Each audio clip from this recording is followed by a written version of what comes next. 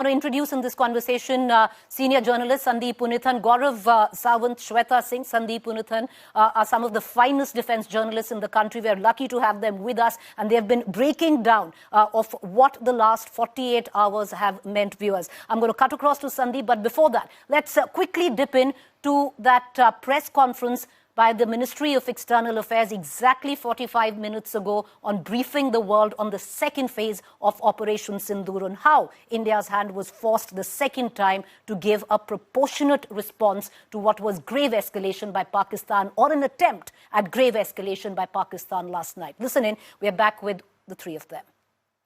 Pakistan has also claimed that India deliberately attacked religious sites.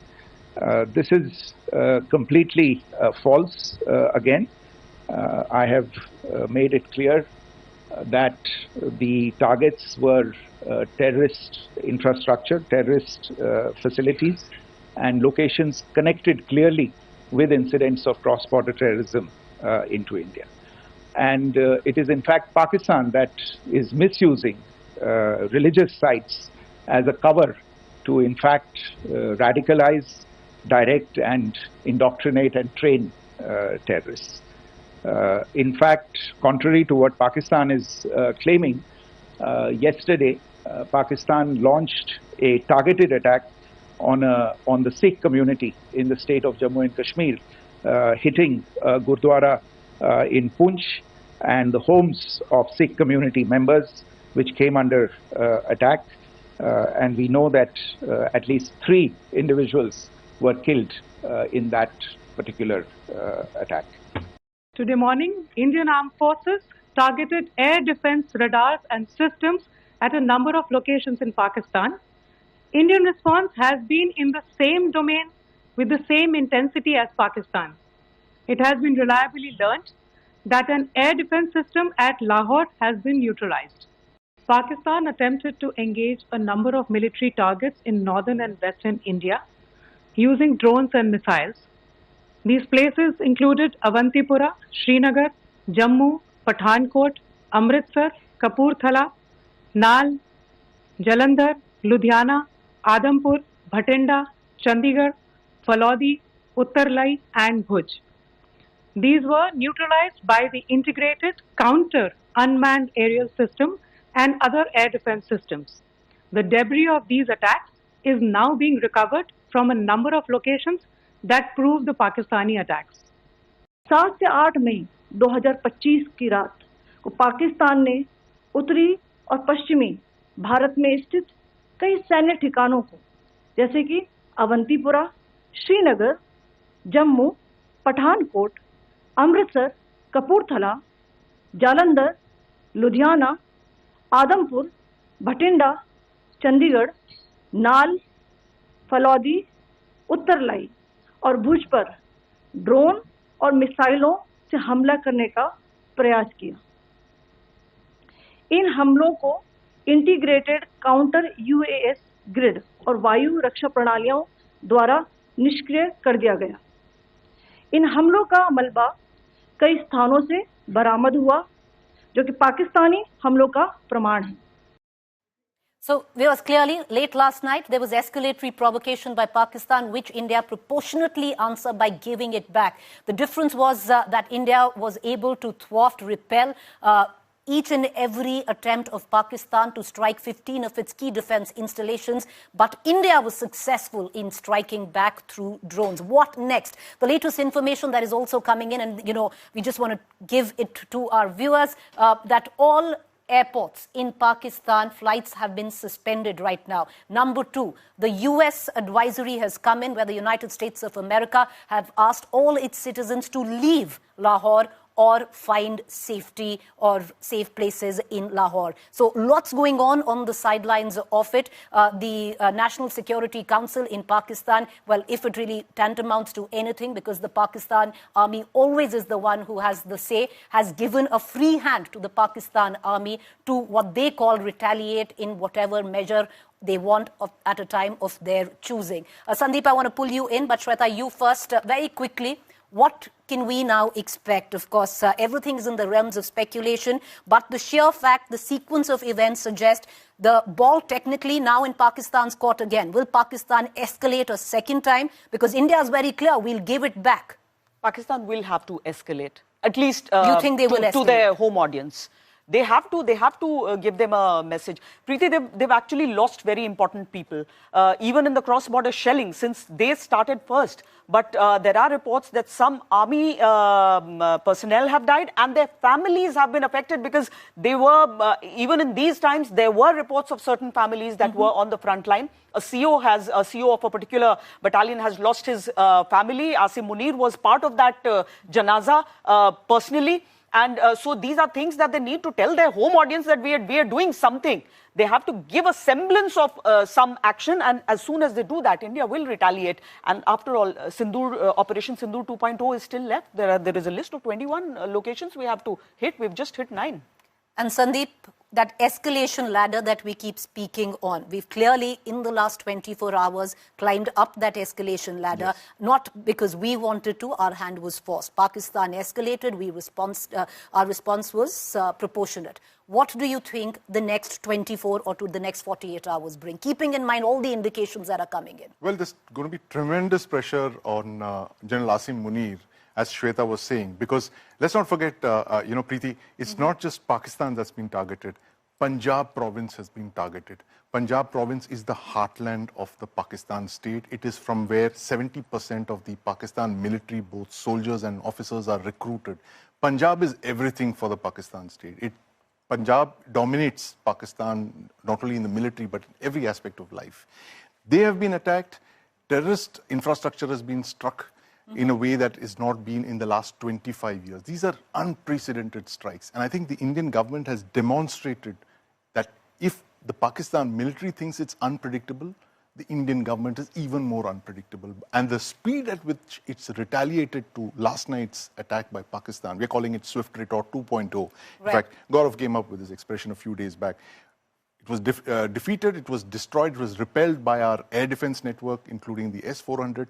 But now the ball is in Pakistan's court. Again. Especially, and these attacks, today's attacks, very significant. Broad daylight. You had drones, the Harops went in broad daylight, not in the dead of the night. You're right. You saw people shooting them on their smartphones, and they were tracking these drones as they went down to impact.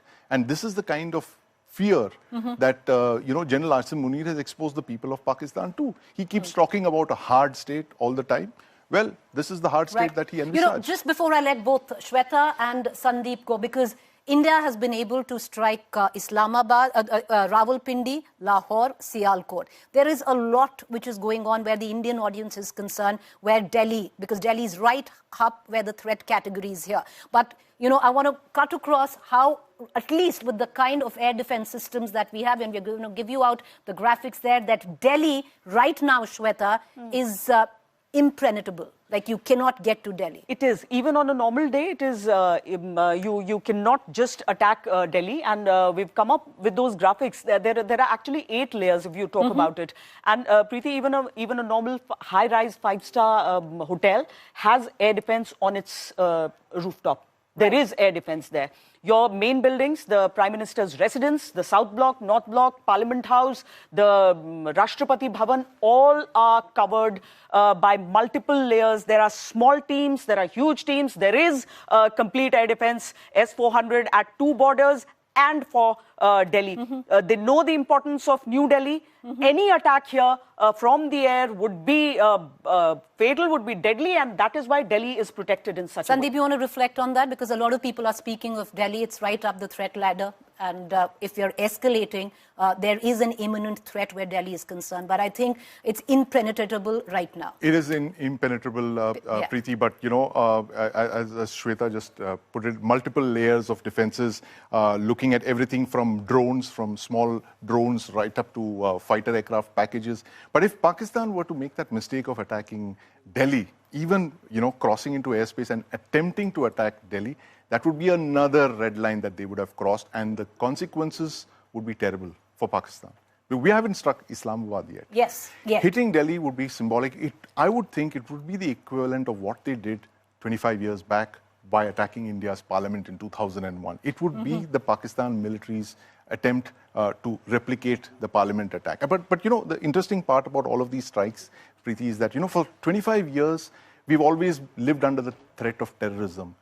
Thanks to General Asim Munir, that mask of terrorism has fallen off, and we see the person wearing the mask. It has been the Pakistan army all along. And those pictures that we saw yesterday in that... The funerals. Where you have the soldiers standing side by side with terrorists. That just tells you that that's the biggest visual proof that you have, that Pakistan, the rogue nation, is the one for whom terror is an instrument of state policy. I just want to give you both just 10 seconds each, and then we're going to quickly cut across to what the defense minister said this evening. The next 24 to 48 hours right now, Shweta. Very crucial, especially around the line of control, and to see how Pakistan wants to retaliate. I think the terror threat is bigger. The terror threat is bigger. Yeah, Pakistan, more than Pakistan as a state. Sandeep. If there is a terror attack, as Shweta mentions, a covert option, that would mean that the Pakistan military has exercised a covert option. And that would immediately mean another retaliatory attack by India. Because right now, the forces are raring to go. Because this is an opportunity that we have got after a very long time. The weight of the international opinion is behind us. And if India has to take out Pakistan's terror infrastructure, now is the time to do it. All right, thanks the both of you. What we're going to do is quickly dip into what the defense minister said a short while ago. Listen in. साथियों, सबसे पहले तो मैं हमारी arm forces ने कल जो कार्रवाई की है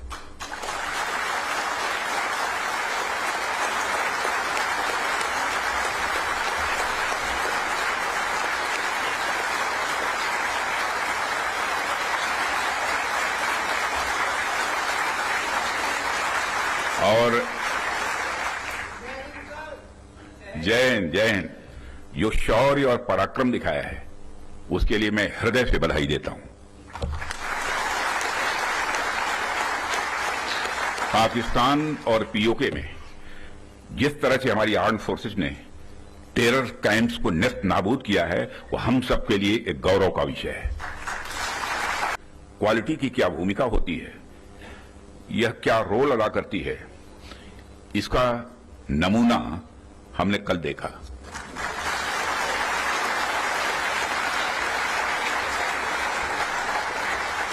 जिस प्रिसीजन के साथ यानी जिस सटीकता के साथ ऑपरेशन सिंदूर एग्जीक्यूट किया गया वह अनइमेजिनेबल है, बहुत ही सराहनीय है। साथियों, मैं समझता हूं कि इस दिशा में प्रयास करने का यह सबसे उचित समय है, क्योंकि इस समय जो परिस्थितियां चल रही हैं उसे आप सब देख रहे हैं। हमारे रीजन में ही आज जो स्थितियां उत्पन्न हो रही हैं उससे आप सभी अवगत ही नहीं हैं, बल्कि अच्छी तरह परिचित हैं। हमने हमेशा ही एक रिस्पॉन्सिबल नेशन होने का रोल बड़े संयम से निभाया है, सदैव निभाया है। हम लगातार इस बात के पक्ष कर रहे हैं कि समस्याओं का समाधान बातचीत के जरिए से हो, परंतु इसका अर्थ यह नहीं है कि हमारी सहनशीलता का कोई नाजायज फायदा उठाए। यदि कहीं कोई हमारे इस संयम का फायदा उठाने की कोशिश करता है तो उसे कल की तरह ही क्वालिटी कार्रवाई का सामना करने के लिए भी पूरी तरह से तैयार रहना होगा।